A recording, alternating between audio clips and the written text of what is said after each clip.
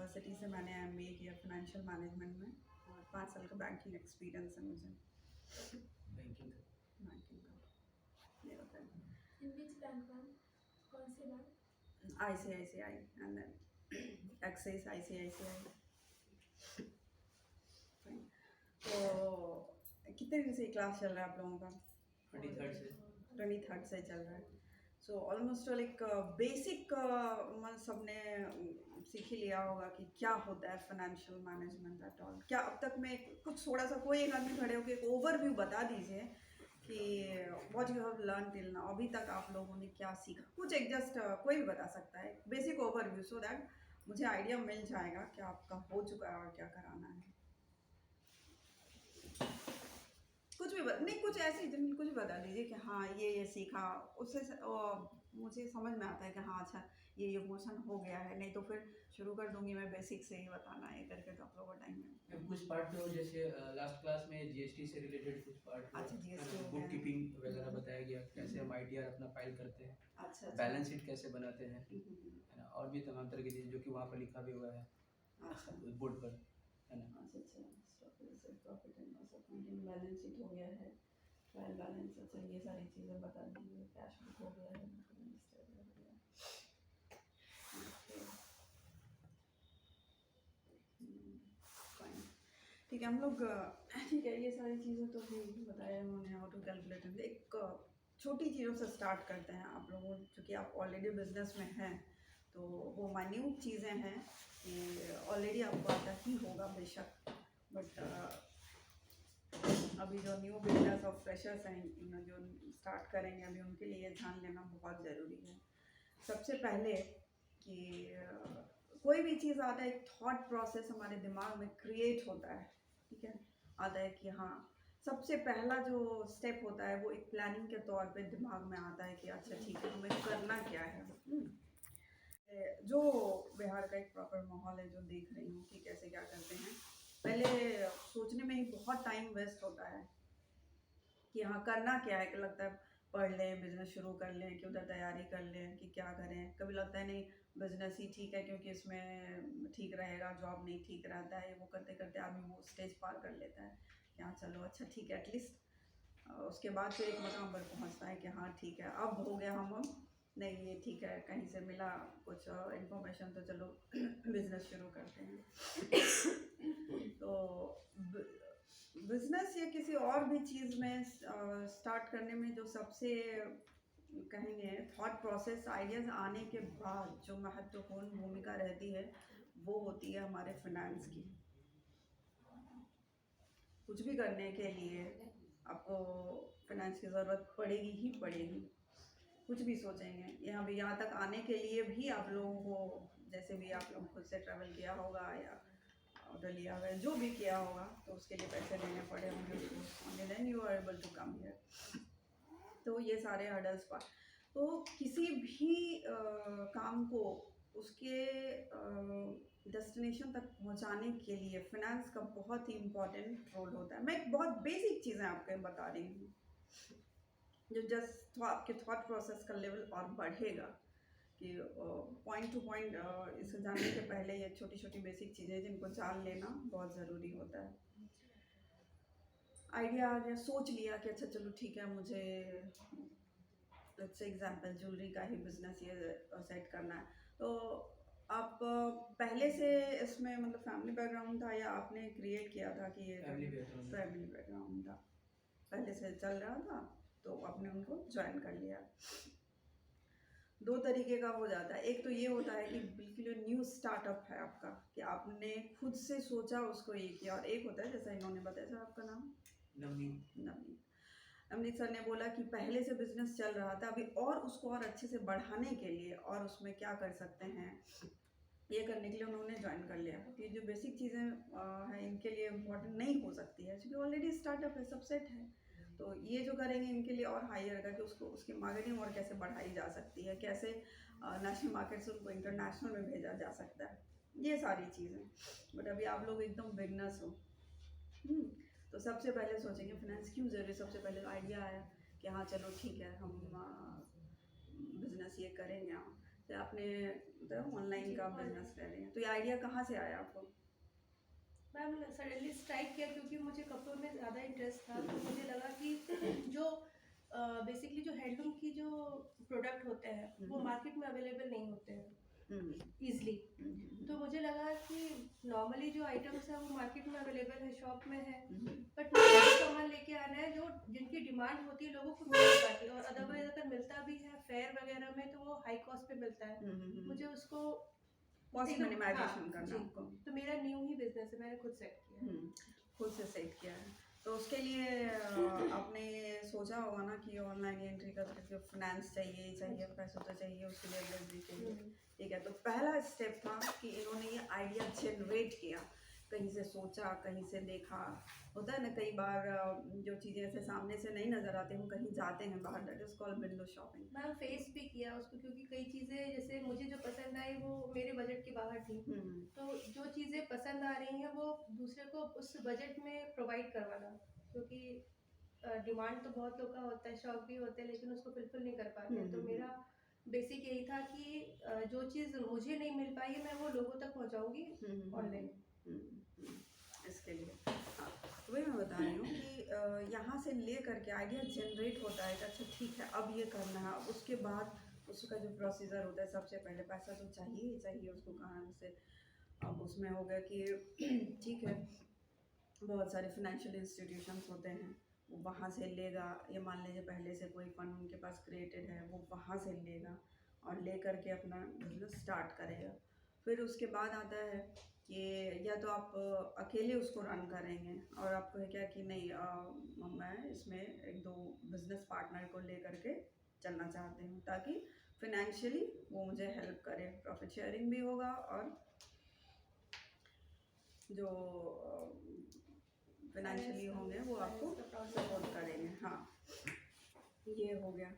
तो ये जो पूरी स्ट्रैटेजी होती है from starting to end, we can say the from down to dust, कैसे करेंगे, कहाँ से पैसा आएगा इतना सारा, उसमें इन्वॉल्व प्रोक्योरमेंट जो होगा कैसे करेंगे, उसके बाद ले करके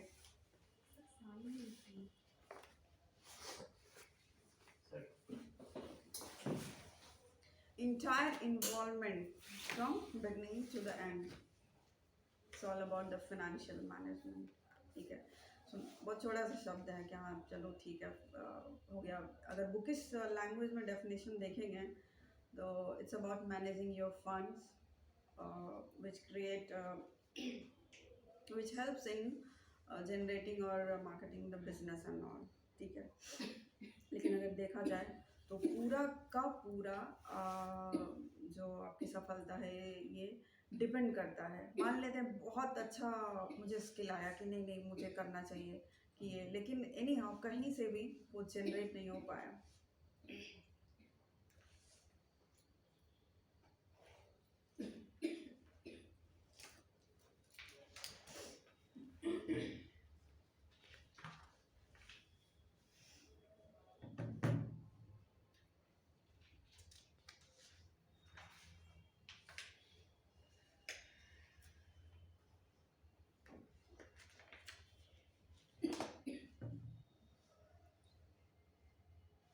ओके,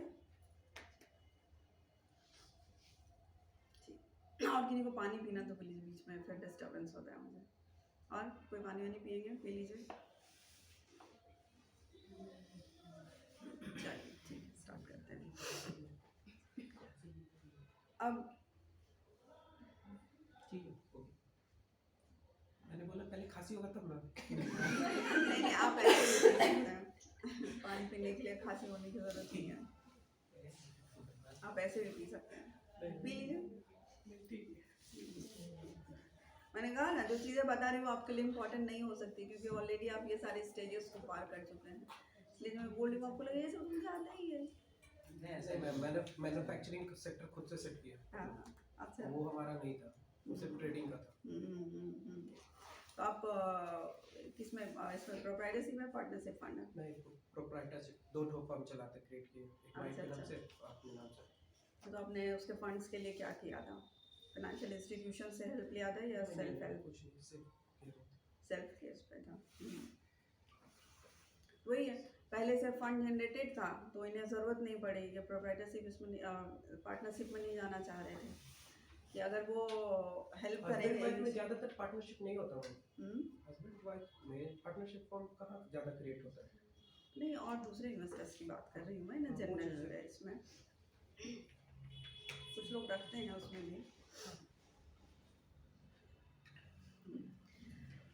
ठीक है, तो सबसे पहले आइडिया जनरेट हो गया, ये करना है।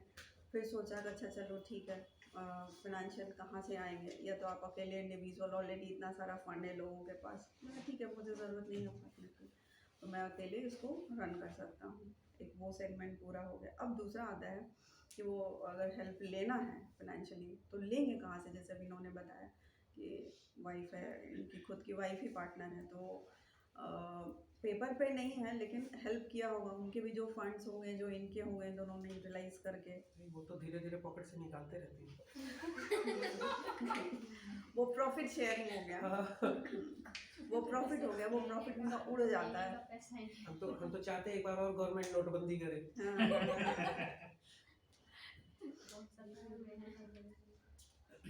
कुछ ज़्यादा ही पसंद कर लिया। हाँ, पॉकेट से, इनके पॉकेट से कुछ ज़्यादा ही पैसा निकल लिया। हाँ, इसके लिए अच्छा है। नोटबंदी का ज़्यादा रखता होगा तभी तो ज़्यादा नहीं, फाइन। पुरुषोत्तम जी वाला है। अब देखिए बहुत सारे फाइनेंशियल इंस्टीट्यूशन। अच्छा, आप लोगों को ये थोड़ा इंश्योरेंस का नॉलेज पता है कुछ भी? सारे इसमें इंश्योरेंस किस टाइप का इंश्योरेंस? जनरल जनरल ये भी एक फाइनेंशियल मैनेजमेंट का एक पार्ट होता है। पता नहीं बिहार का मुझे आइडिया नहीं है, लेकिन बाकी ये बाहर में जैसे आपका ज्वेलरी शॉप है ना, तो उसका एक पैक ही आता है, थीप एंड बगलरी ये सब का। ये भी एक फाइनेंशियल मैनेजमेंट का ही एक पार्ट होता है। मान लो किसी ने बहुत बड़ा बिजनेस सेट कर लिया, सारी चीज़ें हो गई, लेकिन रिस्क मैनेजमेंट कहते हैं उसको। बेसिकली ये एक पार्ट होता है इसका कि इंश्योरेंस तो आता ही नहीं। क्या जी। नहीं कर हम लोग के लिए भी इंश्योरेंस वाला पार्ट आ ही जाता है, जैसे ज्वेलरी का, स्टॉक का। हाँ हाँ हाँ हाँ, उसका भी कैश का, कैश हाँ। हैंडलिंग उसका का। हम लोग प्रीमियम पे करते हैं इसलिए पता है। जनरल है इसके, हाँ, जनरल इंश्योरेंस बैंक के थ्रू। किसका लिया हुआ आपने? ये तो नहीं बता पाएंगे, बट बैंक ने ही करवाया है अपने। कौन से बैंक ने करवाया? UCO bank. सरकारी है तो वो जनरली किसी इसका, जिसके साथ उसका Additional टाई अप होगा ना, हाँ, बैंक का टाई अप। जिसके साथ उसका टाई अप होगा वो एक लिया कराया होगा उसने। जनरल का ही है ना, मैं पर्सनल इसकी बात नहीं कर रही हूँ। एक होता है लाइफ इंश्योरेंस और एक होता है जनरल इंश्योरेंस। दोनों अलग अलग। हाँ, जनरल में आपने लाइफ को छोड़ करके, लेट्स से किसी का मान लेते हैं कोई XYZ फैमिली है, उसी का पूरा बिजनेस सेट किया हुआ है, सब उसी ने किया हुआ है, ठीक है, और मेन जो ब्रेड अर्निंग मेंबर है वही है। In case something has happened to that, ठीक है, so who will take care of that financial loss, emotional loss जो हुआ, जो फाइनेंशियल लॉस हो रहा है उसका कौन कवर करेगा? तो उसके लिए जो होता है वो लाइफ इंश्योरेंस कहलाता है। और उसको छोड़ करके इधर जितनी सारी चीज़ें आती है that comes under the general insurance. इसमें आपके गाड़ी का हो गया, प्रीमाइसेस का होता है। अभी बाहर जो है इंट्रोड्यूस किया गया है कि छोटे छोटे बच्चे जैसे वो प्रीमाइसेस में खेलते रहते हैं स्कूल में, इस तरह की वो फीस में ही इंक्लूडेड रहता है कि बच्चे लेट से खेलने के टाइम अगर गिर गए कुछ और जो चोट लगी है, जो खर्चा आता है वो कौन बेयर करेगा? उसके लिए स्कूल क्या करती है, ये भी एक तरीके का बिजनेस ही होता है। वो फी में ही इतना ले लेती है कि उसने मान लेते खेलते खेलते गिर गया, उसे चोट लग गई, अब वो उसका कुछ बहुत ज़्यादा खर्चा आ गया इमीडिएटली, तो वो फिर जो उसका ट्रीटमेंट होगा, उसका जो ट्रीटमेंट होगा उसके जो खर्चे होंगे वो वेयर करने के लिए प्रीमाइसेस इंश्योरेंस कराया जाता है छोटे छोटे बच्चों को। वो जनरली फीस में ही वो लोग इंक्लूड कर देते हैं। तो ये भी एक बिजनेस आइडिया होता है। ये बड़े बड़े जितने स्कूल्स होते हैं ना, मैम इंक्लूड करते हैं लेकिन उसमें वो मेंशन नहीं करते हैं। नहीं वो मेंशन नहीं, वो हिडन रहता है। वो जो बहुत सारे एक्स्ट्रा चार्जेस लगाते हैं ना उसमें, ये फ़ी वो फ़ी करके वो उसमें रहता है। ये बहुत बड़ा स्कूल रहा है ये तो वो लोग बताएंगे, लेकिन एक ये भी बिजनेस आइडिया होता है कि आप वो भी कर सकते हैं। गाड़ी का हो गया, घर का हो गया, ये जितने सारे क्रिकेटर्स होते हैं बहुत सारे, जैसे अपने इसका घुटने का कराए हुए रहते हैं, इसका होता है एल्बो का होता है, सिंगर्स उनके गले का करा के रखते हैं कि इन केस, क्योंकि वही है जो अकेला अर्न कर रहा होता है और इन केस कुछ अगर उसको हो जाता है किसी को जो XYZ है, तो वहाँ पे कौन अब वो फिनांस, क्योंकि उनके ऊपर लोन्स बहुत ज़्यादा रहते हैं, उनके बहुत सारे बिजनेस उनके रन कर रहे होते हैं, तो उस टाइम वो immediate financial loss cover up करने के लिए उसमें क्या होता है, एक पर्टिकुलर डे दिया जाता है कि मान लेते हैं पर ईयर उसको कोई बहुत अच्छा सिंगर है, तो बहुत अच्छा सिंगर है, उसी से सब उसका चल ही रहा है, तो फिक्स कर दिया जाता है कि सम अश्योर्ड अमाउंट आप इतने लेट्स से कि जितना भी उसका होगा, कि किसी को लेना है कि 10 करोड़ रुपए, 20 करोड़ रुपए, 100 करोड़, जितने का भी रहेगा। ITR के हिसाब से समझे सबको, ITR के हिसाब से समझे, ऐसे थोड़ी ना हो जाएगा। जो भी आप ITR लास्ट 3 ईयर का आप देंगे उसका 10 टाइम्स। ITR तो तब लिया जाता है जब सामने वाला ऐसे उसे अभी कोई नहीं, ITR तब लिया जाता है ऐसे जब अभी कोई दे ही नहीं रहा। आप सुनिए तो सही, ITR तो मैं तब मांगूंगी आपसे, अभी तो मैं जनरल इंट्रोडक्शन दे रही हूँ, अभी तो मैं जनरल इंट्रोडक्शन दे रही हूँ कि what are the other business things which you can introduce apart from the traditional one, right? ITR तब लिया जाता है जब मान लेते हैं आप ही मेरे क्लाइंट हो, ठीक है, एंड आपने डिमांड किया कि मैडम मुझे 10 करोड़ का इंश्योरेंस अपना करवाना है। सर ठीक है, तो बोलेंगे हाँ ठीक है, 10 करोड़ का आपको इंश्योरेंस करवाना है, तो उसके बाद मांगा जाता है कि ठीक है आप अपनी पहले इनकम दिखाइए कि यदि 10 करोड़ के लिए, 10 करोड़ इंश्योर होने के लिए आप ईयरली कितना प्रीमियम दे सकते हैं, तो होगा कि हाँ चलो ठीक है भाई, you can pay 5 lakh per year. अब सामने वाला आदमी 5 lakh rupees per year payment कर रहा है, तो वो उसके इनकम का सोर्स क्या है, ये जानने के लिए फिर ITR लिया जाता है, वो तो बाद का प्रोसीजर है। तो ये एक हो गया, ये भी फाइनेंशियल मैनेजमेंट का एक पार्ट होता है कि सारी चीज़ों को कवर अप करने के लिए कि कहाँ से हम लाएंगे, और कुछ हो जाता है अगर बीच में ही, तो वो फिनेंशियल लॉस कौन भरेगा। इवन ये जो पेट्रोल पंप्स आप देखते हो उनका भी एक इंश्योरेंस होता है कि लेट से कुछ मिस हैपनिंग हो गया वहाँ पे, तो बड़े बड़े जो हॉस्पिटल्स होते हैं उसको एक कहते हैं डॉक्टर्स इंडेमनिटी पॉलिसी। वो क्या करता है, कभी कभी न्यूज़ में सुनते होंगे या आप देखते होंगे कि कोई एक या ऐसे ही जो डॉक्टर रहते हैं उसने ऑपरेशन किया और बाद में पेट में कैंची छोड़ दिया या कुछ ऐसा कर दिया जिस वजह से किसी पेशेंट की डेथ हो जाती है। अब लोगों में इतनी अवेयरनेस नहीं होती है, ठीक है, कि वो बाद में उस डॉक्टर के ऊपर केस कर पाए या जान, क्योंकि इतना पता ही नहीं होता है कि ऐसा कुछ होता भी है।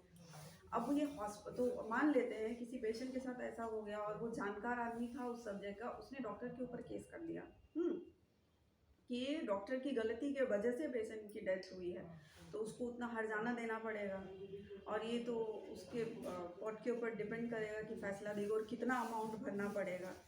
अब हॉस्पिटल्स क्या करती है, डॉक्टर को इंश्योरेंस देती है, that is called doctors indemnity policy, कि अगर इस तरीके का कोई मामला आता है, ये कॉर्पोरेट फाइनेंस में आता है, कि अगर इसमें अगर उसको कुछ हो जाता है तो डॉक्टर अपने से नहीं भर के हॉस्पिटल उसके बदले पेमेंट उसका कर देगी कि हाँ ये हुआ। तो ये भी एक फाइनेंशियल मैनेजमेंट का एक पार्ट होता है कि आदमी अपने रिस्क को मिनिमाइज करके रखता है।